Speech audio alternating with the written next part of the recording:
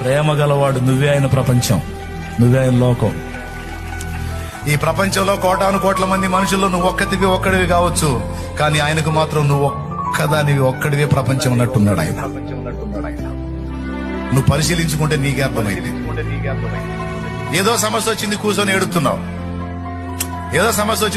ఏడుతున్నావు, అంటే ఆయన నీ మీద దృష్టి కలిగి ఉన్నాడా లేదంట అని చెప్తున్నాను నేను. ఆ వాకాలోంచి వినపడే వాక్యంలో నుంచో లేకపోతే ఈ సెల్ ఫోన్ లోంచే మెసేజ్ ద్వారానో ఏదో విధంగా ఆయన నీతో మాట్లాడతాడు. అలా నాతో మాట్లాడాడు అన్నోళ్ళు చేతులు ఎత్తండి. కొంతమంది అయితే మరీ స్పష్టంగా చాలా క్లియర్ గా వాళ్ళు ఏ ప్రాబ్లం అయితే ఆలోచించి ఏడుస్తూ ఉంటారో కరెక్ట్ గా అదే పాయింట్ టచ్ చేస్తారు.